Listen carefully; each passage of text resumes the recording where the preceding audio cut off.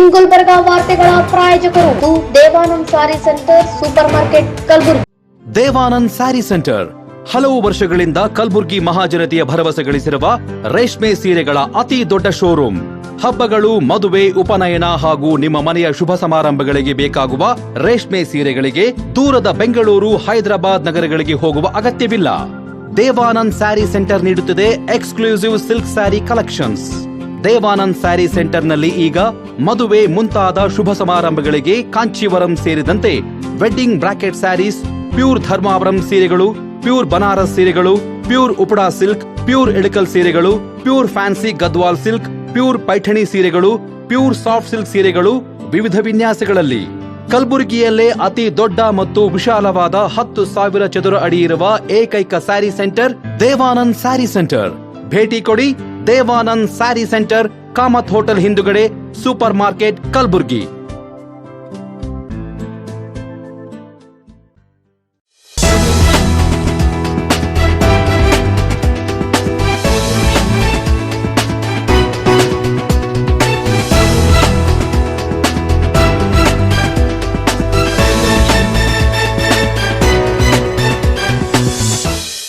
ನಮಸ್ಕಾರ. ಇನ್ ಗುಲ್ಬರ್ಗಾ ವಾರ್ತೆಗಳಿಗೆ ಸ್ವಾಗತ. ಮೊದಲಿಗೆ ಹೆಡ್ಲೈನ್ಸ್. ವಿವಿಧ ಬೇಡಿಕೆಗಳನ್ನು ಈಡೇರಿಸುವಂತೆ ಒತ್ತಾಯಿಸಿ ಜನವರಿ 6ರಂದು ಪ್ರತಿಭಟನೆ. ಜನವರಿ 5ರಂದು ಕರ್ನಾಟಕ ಮಾದರ ಮಹಾಸಭಾ ಕಲಬುರಗಿ ಜಿಲ್ಲಾ ಘಟಕದ ವತಿಯಿಂದ ಆನ್ಲೈನ್ ಸದಸ್ಯತ್ವ ಅಭಿಯಾನ. ವೈಡ್ಲಿ.ಇನ್ ಸಂಸ್ಥೆ ವತಿಯಿಂದ ಎಕ್ಸ್ಪೋರ್ಟ್ ಮತ್ತು ಇಂಪೋರ್ಟ್ ಒಂದು ದಿನದ ಕಾರ್ಯಾಗಾರ. ಕಲಬುರಗಿ ಕೇಂದ್ರ ಕಾರಾಗೃಹಕ್ಕೆ ಡಿಜಿಪಿ ಆಲೋಕ್ ಕುಮಾರ್ ಭೇಟಿ ಪರಿಶೀಲನೆ. ರಾಜ್ಯ ಸರ್ಕಾರದ ವಿರುದ್ಧ ವಾಗ್ದಾಳಿ ನಡೆಸಿದ ಆಂದೋಲ ಸ್ವಾಮೀಜಿ.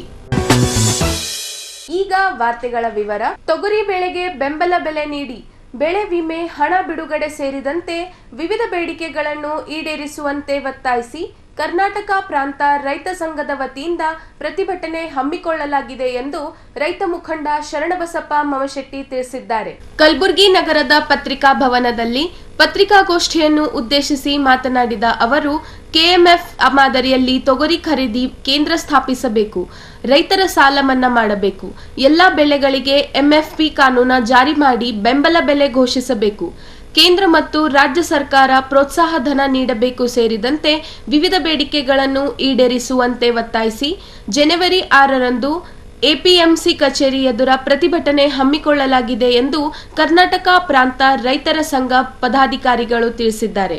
ಜಿಲ್ಲಾ ಸಮಿತಿ ನೇತೃತ್ವದಲ್ಲಿ ನಡೀತಕ್ಕಂಥ ಒಂದು ಪತ್ರಿಕಾಗೋಷ್ಠಿ. ಇವತ್ತು ಪರಿಸ್ಥಿತಿ ಭಾಳ ರೈತರು ಗಂಭೀರ ಪರಿಸ್ಥಿತಿಯನ್ನು ಎದುರಿಸ್ತಾ ಇದ್ದಾರೆ.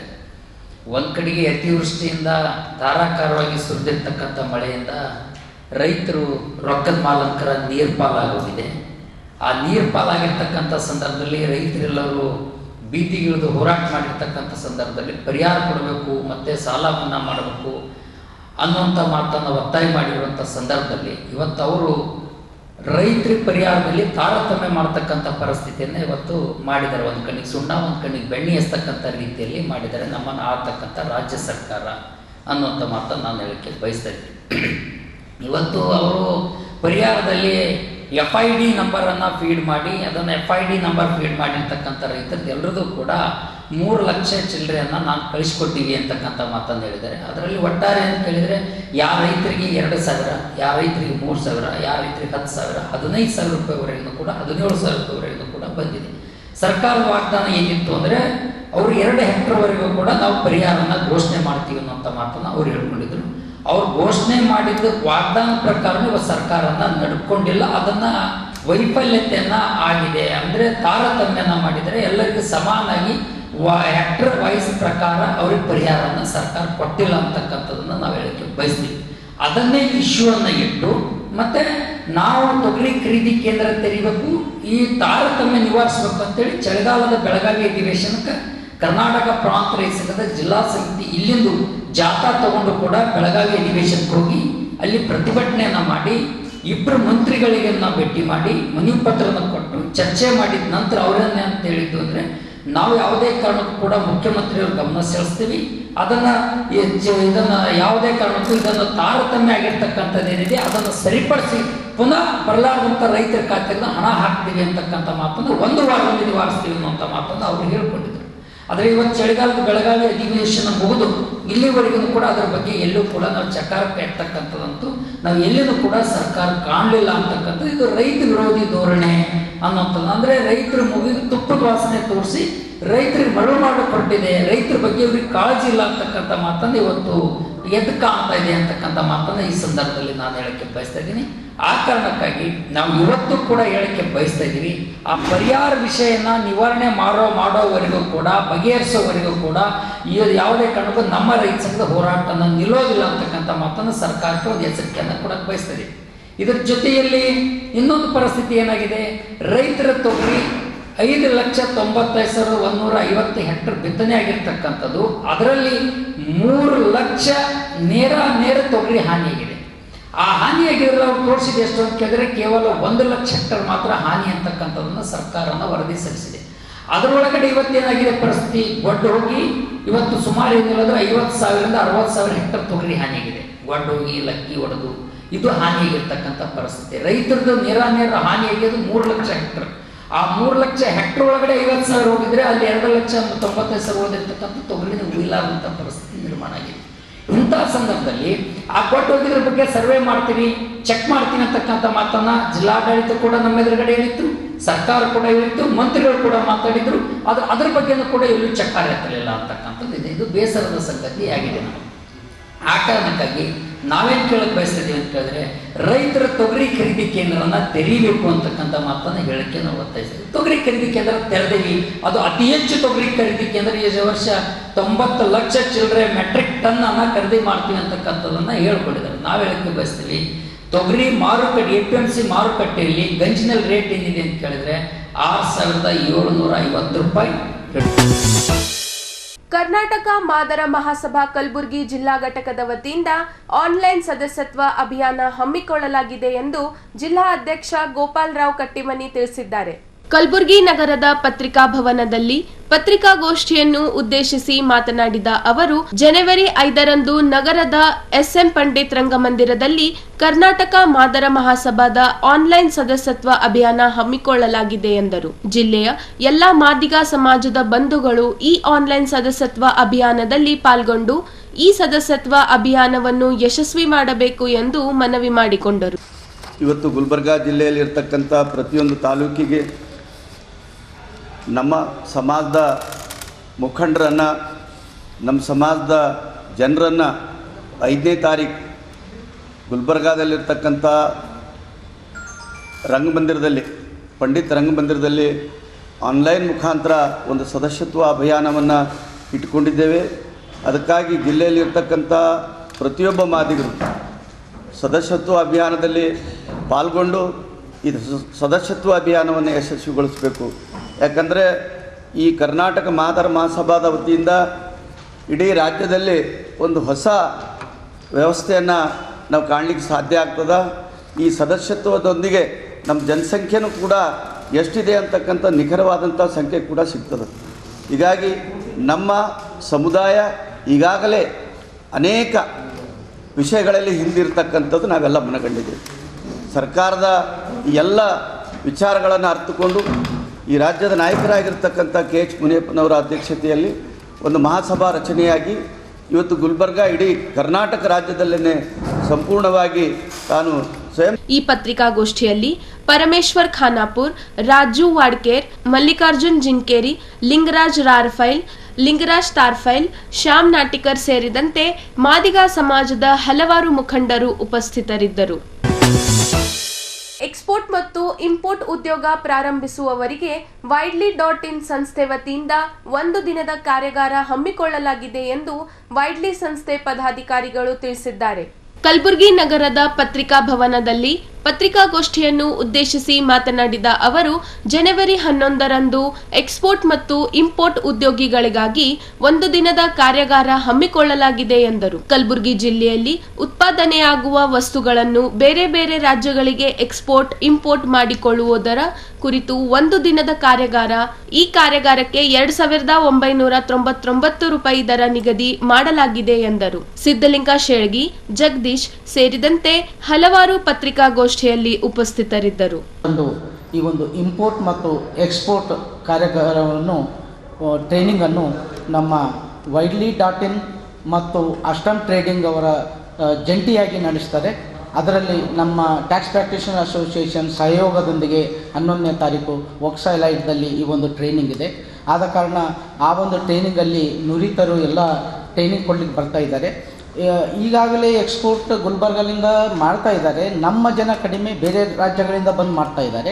ಆ ಒಂದು ಟ್ರೈನಿಂಗ್ ನಮ್ಮ ಜನರಿಗೆ ಎಲ್ಲರಿಗೂ ಸಿಗಲಿ ಅಂತೇಳಿ, ನಮ್ಮ ಕಲ್ಯಾಣ ಕರ್ನಾಟಕದ ಜನರಿಗೆ ಎಲ್ಲರಿಗೂ ಇದು ಒಂದು ಉಪಯೋಗ ಆಗಲಿ ಅಂತೇಳಿ ನಾವು ಈ ಒಂದು ನಮ್ಮ ಸಹಯೋಗದೊಂದಿಗೆ ಎಕ್ಸ್ಪೋರ್ಟ್ ಇಂಪೋರ್ಟ್ ಒಂದು ಟ್ರೈನಿಂಗನ್ನು ಹಮ್ಮಿಕೊಂಡಿದ್ದೇವೆ. ಆದ ಕಾರಣ ಅದಕ್ಕೆ ಹೆಚ್ಚಿನ ಸಂಖ್ಯೆಯಲ್ಲಿ ಟ್ರೈನಿಂಗ್ ಬರಬೇಕು ಅಂಥೇಳಿ ನಿಮ್ಮ ಮುಖಾಂತರ ನಾನು ಈ ಕಲಬುರಗಿ ಜನರಿಗೆ ಹೇಳಲು ಬಯಸ್ತೇನೆ.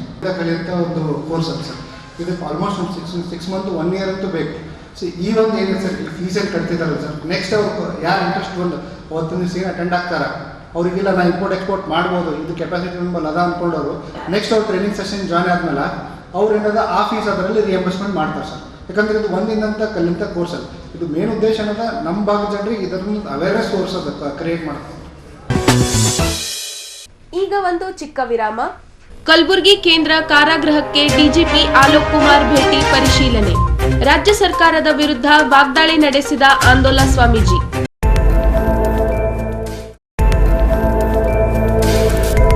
ಇನ್ ಗುಲ್ಬರ್ಗಾ ವಾರ್ತೆಗಳ ಪ್ರಾಯೋಜಕರು Devanand sari centre super market Kalaburagi. Devanand sari centre ಹಲವು ವರ್ಷಗಳಿಂದ ಕಲಬುರ್ಗಿ ಮಹಾಜನತೆಯ ಭರವಸೆ ಗಳಿಸಿರುವ ರೇಷ್ಮೆ ಸೀರೆಗಳ ಅತಿ ದೊಡ್ಡ ಶೋರೂಮ್. ಹಬ್ಬಗಳು, ಮದುವೆ, ಉಪನಯನ ಹಾಗೂ ನಿಮ್ಮ ಮನೆಯ ಶುಭ ಸಮಾರಂಭಗಳಿಗೆ ಬೇಕಾಗುವ ರೇಷ್ಮೆ ಸೀರೆಗಳಿಗೆ ದೂರದ ಬೆಂಗಳೂರು, ಹೈದರಾಬಾದ್ ನಗರಗಳಿಗೆ ಹೋಗುವ ಅಗತ್ಯವಿಲ್ಲ. ದೇವಾನಂದ್ ಸ್ಯಾರಿ ಸೆಂಟರ್ ನೀಡುತ್ತಿದೆ exclusive silk sari collections. Devanand sari ಸೆಂಟರ್ನಲ್ಲಿ ಈಗ ಮದುವೆ ಮುಂತಾದ ಶುಭ ಸಮಾರಂಭಗಳಿಗೆ ಕಾಂಚೀವರಂ ಸೇರಿದಂತೆ wedding brocade saris, pure Dharmavaram ಸೀರೆಗಳು, ಪ್ಯೂರ್ ಬನಾರಸ್ ಸೀರೆಗಳು, pure Uppada silk, pure Ilkal ಸೀರೆಗಳು, pure fancy Gadwal silk, pure Paithani ಸೀರೆಗಳು, ಪ್ಯೂರ್ ಸಾಫ್ಟ್ ಸಿಲ್ಕ್ ಸೀರೆಗಳು ವಿವಿಧ ವಿನ್ಯಾಸಗಳಲ್ಲಿ. ಕಲಬುರಗಿಯಲ್ಲೇ ಅತಿ ದೊಡ್ಡ ಮತ್ತು ವಿಶಾಲವಾದ 10,000 ಚದುರ ಅಡಿ ಇರುವ ಏಕೈಕ ಸ್ಯಾರಿ ಸೆಂಟರ್ ದೇವಾನಂದ್ ಸ್ಯಾರಿ ಸೆಂಟರ್. ಭೇಟಿ ಕೊಡಿ. ದೇವಾನಂದ್ ಸ್ಯಾರಿ ಸೆಂಟರ್, ಕಾಮತ್ ಹೋಟೆಲ್ ಹಿಂದುಗಡೆ, ಸೂಪರ್ ಮಾರ್ಕೆಟ್, ಕಲಬುರಗಿ.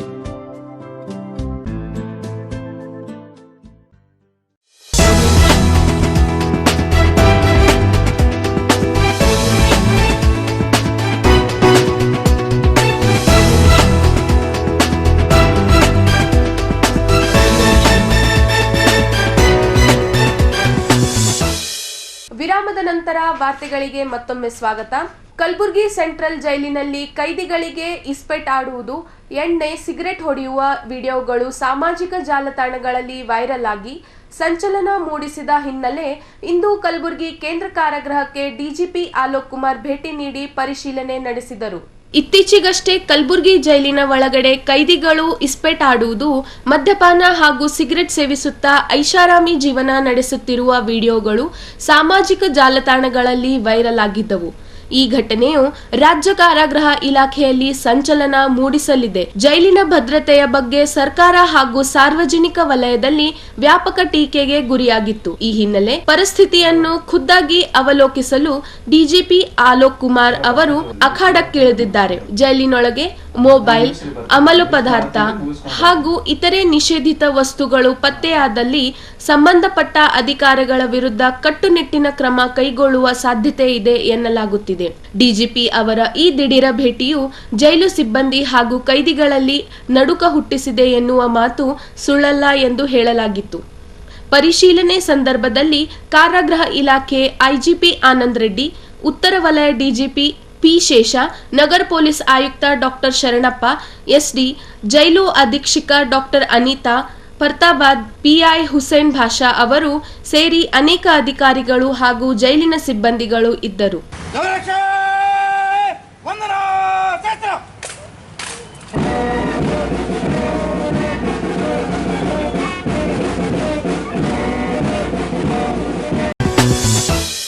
ಜನವರಿ 1ರಂದು ಹೊಸ ವರ್ಷದ ನೆಪದಲ್ಲಿ ಮಹಿಳೆಯರ ಮರ್ಯಾದೆ ತೆಗೆದು ರಾಜ್ಯ ಸರ್ಕಾರ ಹಣ ಗಳಿಸಿದೆ ಎಂದು ಶಿವಸೇನೆ ಪಕ್ಷದ ಮುಖಂಡ ಆಂದೋಲ ಸ್ವಾಮೀಜಿ ರಾಜ್ಯ ಸರ್ಕಾರದ ವಿರುದ್ಧ ವಾಗ್ದಾಳಿ ನಡೆಸಿದರು. 1ನೇ ತಾರೀಕು ಅಂದರೆ ಡಿಸೆಂಬರ್ 31 ರಾತ್ರಿ ಕರ್ನಾಟಕದ ರಾಜಧಾನಿ ಬೆಂಗಳೂರಿನಲ್ಲಿ ಅನೇಕ ದೃಶ್ಯಗಳನ್ನು ನಾವು ನೋಡಿದ್ದೀವಿ. ಹೊಸ ವರ್ಷದ ಸಂಭ್ರಮಾಚರಣೆಯನ್ನು ನೆಪವಾಗಿರಿಸಿಕೊಂಡು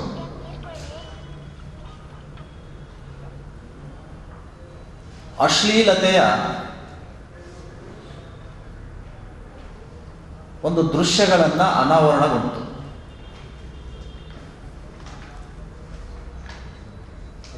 ಮಹಿಳೆಯರನ್ನ, ಯುವಕರನ್ನ ಬೇಕಾಬಿಟ್ಟಿಯಾಗಿ ಸ್ವೇಚ್ಛಾಚಾರ ಮಾಡಲಿಕ್ಕೆ ಇಲ್ಲಿಯ ಘನವೆತ್ತ ರಾಜ್ಯ ಸರ್ಕಾರ ಅದಕ್ಕೆ ಪರವಾನಗಿಯನ್ನು ಕೊಡ್ತದೆ.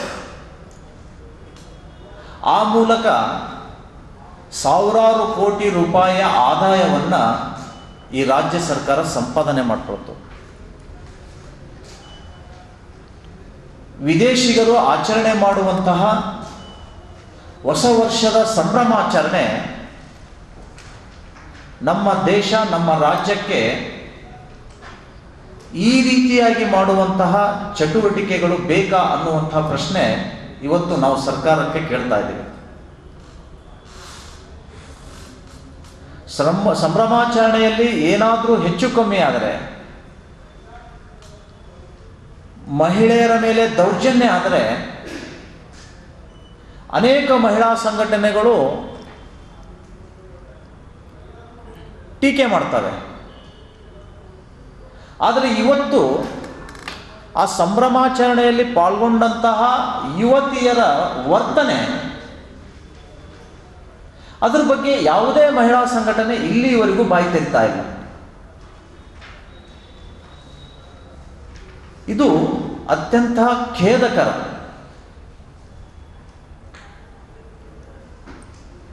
ಮಹಿಳೆಯನ್ನ ಪೂಜೆ ಮಾಡುವಂತಹ ಸ್ತ್ರೀ ದೇವೋಭವ ಅಂತ ನಾವು ಕರಿತೀವಿ. ಅಂತಹ ಸ್ತ್ರೀಯನ್ನ ಆ ರೀತಿಯಾದಂತಹ ದೃಶ್ಯಗಳಲ್ಲಿ ನೋಡುವಂತಹದ್ದು ಇದು ಸರ್ಕಾರಕ್ಕೆ ಬಹಳ ದೊಡ್ಡ ಅಪಮಾನ. ರಾತ್ರಿ 1 ಗಂಟೆಯವರೆಗೂ 2 ಗಂಟೆವರೆಗೂ ಬಾರ್ ತೆಗಿಬೇಕು, ಪಬ್ಗಳು ತೆಗಿಬೇಕು. ಒಂದು ಕಡೆ ಲಾಭ ನೋಡ್ತಾರೆ, ಇನ್ನೊಂದು ಕಡೆ ಮಹಿಳೆಯರ ಮಾನವನ್ನ ಸರ್ಕಾರವೇ ಹರಾಜಾಗ್ತಾ ಇದೆ. ಮಾತೆತ್ತರೆ ಹೇಳ್ತಾರೆ, ನಮ್ಮದು ಗಾಂಧಿ, ಬುದ್ಧ, ಬಸವ ತತ್ವದ, ಅಂಬೇಡ್ಕರ್ ಸಿದ್ಧಾಂತದ ಸರ್ಕಾರ ಅಂತ. ಇದು ಯಾವ ಸಿದ್ಧಾಂತ ಸರ್? ಮತ್ತು ಇಲ್ಲಿಯ ಪೊಲೀಸ್ ಇಲಾಖೆಯ ನಿರ್ಲಕ್ಷ್ಯದಿಂದ ಬೆಂಗಳೂರು ಡ್ರಗ್ಸ್ ಪ್ರಾಡಕ್ಟ್ ಸೆಂಟರ್ ಆಗ್ತಾ ಇದೆ. ಮತ್ತೆ ಇಷ್ಟೊಂದು ದೊಡ್ಡ ಪ್ರಮಾಣದಲ್ಲಿ ಡ್ರಗ್ಸ್ ಫ್ಯಾಕ್ಟರಿಗಳು ಇರಬೇಕಾದ್ರೆ ಯಾಕೆ ಪೊಲೀಸ್ ಇಲಾಖೆಗೆ ಇದರ ಮಾಹಿತಿ ಇರಲಿಲ್ಲ? ಇದನ್ನು ಸೀಸ್ ಮಾಡೋಕ್ಕೆ ಮಹಾರಾಷ್ಟ್ರದ ಪೊಲೀಸರು ಬರಬೇಕಾಗುತ್ತೆ. ಇದು ಬಹಳ ದೊಡ್ಡ ಕರ್ನಾಟಕ ರಾಜ್ಯ ಸರ್ಕಾರಕ್ಕೆ ಅಪಮಾನ. ಮಹಾರಾಷ್ಟ್ರ ಪೊಲೀಸ್ ಒಂದು ಡಿಕ್ಲೇರ್ ಮಾಡಿದ್ದಾರೆ 50 ಕೋಟಿ ಮೌಲ್ಯದ ಡ್ರಗ್ಸ್ ಅಂತ. ಅದನ್ನು ಪೂರ್ತಿ ಕೆಳಮಟ್ಟಕ್ಕೆ ತಂದಂತಹ ಗೃಹ ಮಂತ್ರಿಗಳು ಮರ್ಯಾದೆ ಉಳಿಸ್ಕೊಳ್ಳಕ್ಕೆ 50 ಕೋಟಿ ಅಲ್ರಿ 1 ಕೋಟಿ ಚಿಲ್ಲರೆ ಅಂತ ನಾಚಿಕಿಲ್ಲಾರ್ದೇ ಸ್ಟೇಟ್ಮೆಂಟ್ ಕೊಡ್ತಾರೆ. ಅದು 1 ಕೋಟಿ ಇರಲಿ 50 ಕೋಟಿ ಡ್ರಗ್ಸೇ ಅಲ್ಲ. ಮತ್ತೆ ದುರಂತ ಅಂದ್ರೆ ಕಾಂಗ್ರೆಸ್ ಸರ್ಕಾರದ ಕ್ಯಾಬಿನೆಟ್ ದರ್ಜೆಯ ಮಂತ್ರಿಗಳ ಸಹಚರರೇ ಇದರಲ್ಲಿ ಸಿಕ್ಕಾಕೊಳ್ತಾ ಇದ್ದಾರೆ. ಜಮೀರ್ ಅಹಮದ್, ಬಳ್ಳಾರಿ ಉಸ್ತುವಾರಿ ಸಚಿವರು ಮತ್ತು ವಸತಿ ಸಚಿವರ ಆಪ್ತ.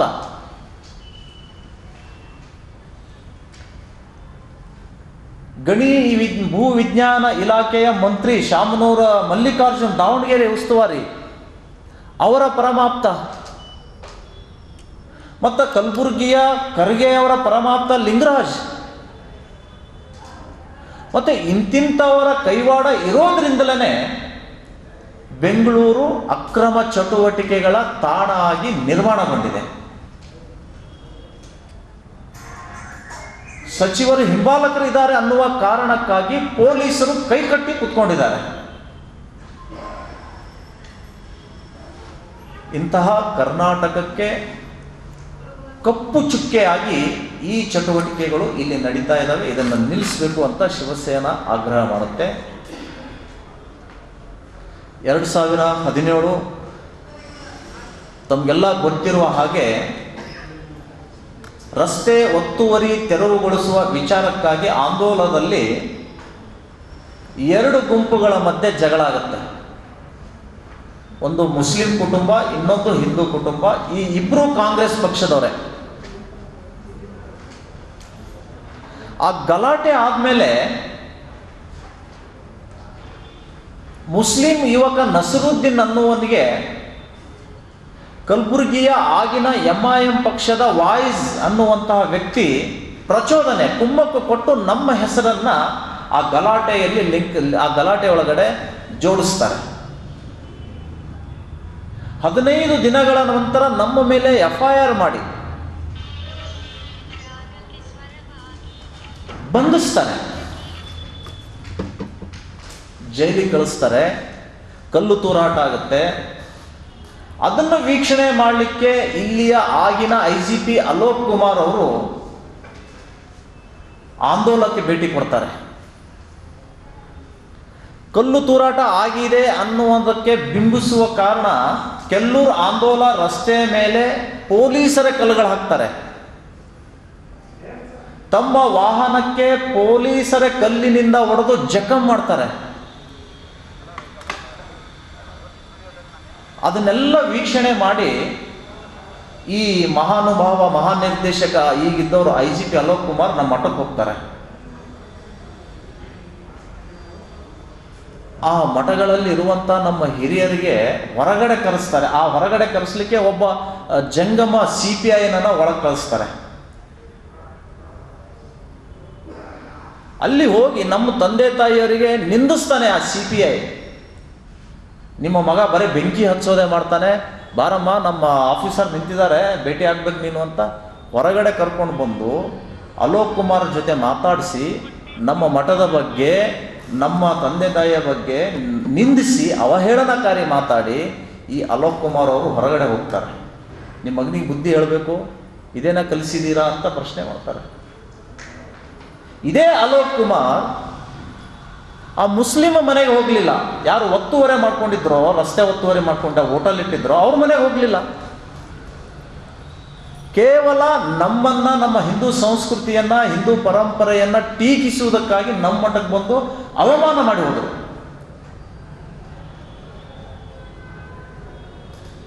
ಅವರು ಮುಂದೆ 1-2 ವರ್ಷದಲ್ಲಿ ದೂರವಾಣಿ ಕದ್ದಾಲಿಕೆಯೊಳಗೆ ಸಸ್ಪೆಂಡ್ ಆದರು. CBI ಅವ್ರ ಮನೆಗೆ ರೇಡ್ ಮಾಡಿತ್ತು. ಯಾರು ಒಬ್ಬ ಜಂಗಮ ಪೊಲೀಸ್ ಅಧಿಕಾರಿಯನ್ನ ಮಠದೊಳಗೆ ಬಿಟ್ಟಿದ್ರೋ, ನಮ್ಮ ಮಠದ ಗದ್ದುಗೆ ಎದುರು ನಿಂತು ಬೆಂಕಿ ಹಚ್ತಾನೆ ನಿನ್ನ ಮಗ ಅಂತ ಹೇಳಿದ್ರು, ಆ ವ್ಯಕ್ತಿ, ಆ ಅಧಿಕಾರಿ ಇತ್ತೀಚೆಗೆ ಬೆಂಕಿಗೆ ಆಹುತಿ ಆದರು ಅಂತ ಹೇಳಲಿಕ್ಕೆ ನಮಗೆ ದುಃಖ ಆಗುತ್ತೆ. ಆದರೆ ಇವತ್ತು ಕಾಂಗ್ರೆಸ್ ಸರ್ಕಾರ, ಅವತ್ತಿನ ಕಾಂಗ್ರೆಸ್ ಸರ್ಕಾರದ ಹೋಮ್ ಮಿನಿಸ್ಟರ್ ರಾಮಲಿಂಗಾರೆಡ್ಡಿ ಅವರ ಆದೇಶದ ಮೇರೆಗೆ ನಮ್ಮನ್ನು ಬಂಧಿಸ್ತಾರೆ, ಜೈಲಿಗಟ್ತಾರೆ. ಸುದೀರ್ಘ 8 ವರ್ಷಗಳ ಕಾನೂನು ಹೋರಾಟದಲ್ಲಿ ಕಳೆದ 29ನೇ ತಾರೀಕು ನನ್ನನ್ನು ಸೇರಿಸಿ 14 ಜನರನ್ನು ಮಾನ್ಯ ನ್ಯಾಯಾಲಯ ಖುಲಾಸೆಗೊಳಿಸಿ, ಯಾರು ನಮ್ಮ ಮಠಕ್ಕೆ ಬಂದಿದ್ರೋ ಅಧಿಕಾರಿಗಳಿಗೆ, ನಿಂದಕರಿಗೆ ಕಪಾಳ ಮೋಕ್ಷ ಮಾಡಿದೆ ನ್ಯಾಯಾಲಯ. ಈಗ ವಾರ್ತಾ ಪ್ರಸಾರ ಮುಕ್ತಾಯ. ಮುಂದಿನ ಸಂಚಿಕೆಯಲ್ಲಿ ಭೇಟಿಯಾಗೋಣ. ನಮಸ್ಕಾರ.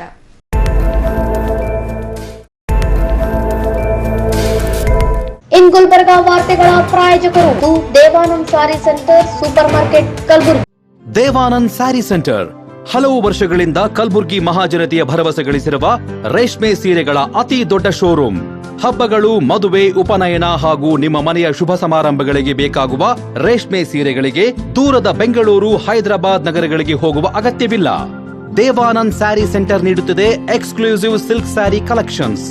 ದೇವಾನಂದ್ ಸ್ಯಾರಿ ಸೆಂಟರ್ನಲ್ಲಿ ಈಗ ಮದುವೆ ಮುಂತಾದ ಶುಭ ಸಮಾರಂಭಗಳಿಗೆ ಕಾಂಚೀವರಂ ಸೇರಿದಂತೆ wedding brocade saris, pure Dharmavaram ಸೀರೆಗಳು, ಪ್ಯೂರ್ ಬನಾರಸ್ ಸೀರೆಗಳು, pure Uppada silk, pure Ilkal ಸೀರೆಗಳು, pure fancy Gadwal silk, pure Paithani ಸೀರೆಗಳು, ಪ್ಯೂರ್ ಸಾಫ್ಟ್ ಸಿಲ್ಕ್ ಸೀರೆಗಳು ವಿವಿಧ ವಿನ್ಯಾಸಗಳಲ್ಲಿ.